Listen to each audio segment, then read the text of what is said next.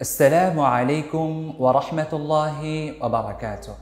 প্রিয় দর্শক, আশা করি আল্লাহ তাআলার অশেষ রহমতে সকলে ভালো আছেন।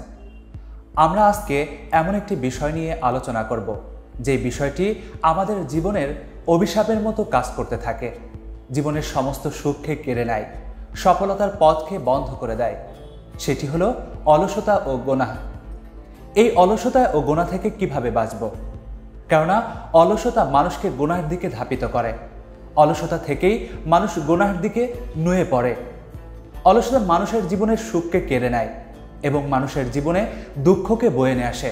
ফলে এই অলস ব্যক্তি নিজের জন্য যেমন কিছু করতে পারে না, অন্যদেরকেও কিছু দিতে পারে না। তাই ইসলাম অলসতার প্রতি নিষেধাজ্ঞা আরোপ করে কর্মঠ হওয়ার প্রতি উৎসাহ প্রদান করেছেন। নবী আলাইহিস সাল্লাম এই অলসতা ও গুনাহ থেকে বাঁচতে বিভিন্ন দোয়াও শিখিয়েছেন। স্বীয় আল্লাহ তাআলা মানুষকে কর্মঠ হওয়ার প্রতি উৎসাহ প্রদান করেছেন। কোরআনুল কারীমে আল্লাহ তাআলা ইরশাদ করেন, ফাইদা কুদিয়াতিস সালাতু ফান্তাশিরু ফিল আরদি ওয়াবতাগু মিন ফাদলিল্লাহ। তোমাদের নামাজ যখন শেষ হয়ে যাবে তখন তোমরা জমিনের বুকে ছড়িয়ে পড়ো এবং আল্লাহ তাআলার অনুগ্রহ অন্বেষণ করো, যাতে করে তোমরা সফলকাম হতে পারো। এক্ষেত্রে আমরা দেখতে পাই স্বীয় আল্লাহ তাআলাও বান্দাকে অলসতা মুক্ত জীবনযাপন করার জন্য উৎসাহ দিয়েছেন। এজন্য আমাদের অলসতা মুক্ত জীবন লাভ করতে হবে। কেননা নবী আলাইহিস সাল্লাম বিভিন্ন হাদিসে অলসতা থেকে মুক্ত থাকার দোয়া শিখিয়েছেন। সে সমস্ত দোয়া পাঠ করলেও ইনশাআল্লাহ অলসতা থেকে মুক্ত থাকা যাবে। নবী আলাইহিস সাল্লামকে যখন অলসতা স্পর্শ করত, পেরেশানি তার উপরে নুয়ে বসত এবং চতুর্দিক থেকে যখন তাকে চিন্তা ঘিরে নিত, তখন তিনি এই দোয়াটি পাঠ করতেন।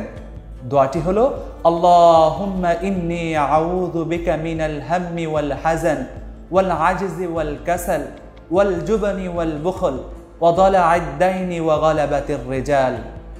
হে আল্লাহ, নিশ্চয় আমি আপনার নিকটে আশ্রয় চাচ্ছি দুঃখ ও পেরেশানি থেকে, অপারগতা ও অলসতা থেকে, কৃপণতা ও ভীরুতা থেকে, ঋণের ভার ও মানুষের দমন পীড়ন থেকে আপনি আমাকে রক্ষা করুন।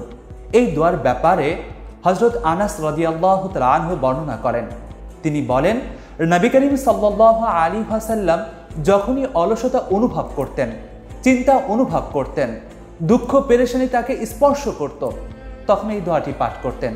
এই দোয়াটির ব্যাপারে আম্মাজান আয়েশা সিদ্দিকা রাদিয়াল্লাহু তাআলা আনহা বলেন, নবী করিম সাল্লাল্লাহু আলাইহি ওয়াসাল্লামের কাছে পছন্দসম দোয়ার মধ্য থেকে এই দোয়াটি অন্যতম।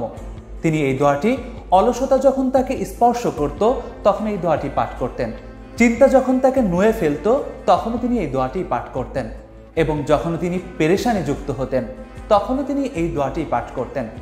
প্রিয় দর্শক, এর দ্বারা বুঝে আসে অলসতা মুক্ত এবং গুনাহ মুক্ত জীবন যাপন করতে, সুন্দর জীবনের দিশা পেতে এবং সফলতাময় জীবন গড়তে এই দোয়াটি আমাদের নিয়মিত পাঠ করা উচিত। ইনশাআল্লাহ এই দোয়ার বদৌলতে আমাদের জীবন সুন্দর সুখময় হবে এবং পাশাপাশি আমরা অবশ্যই এই দোয়াটি অন্যের সাথে শেয়ার করব।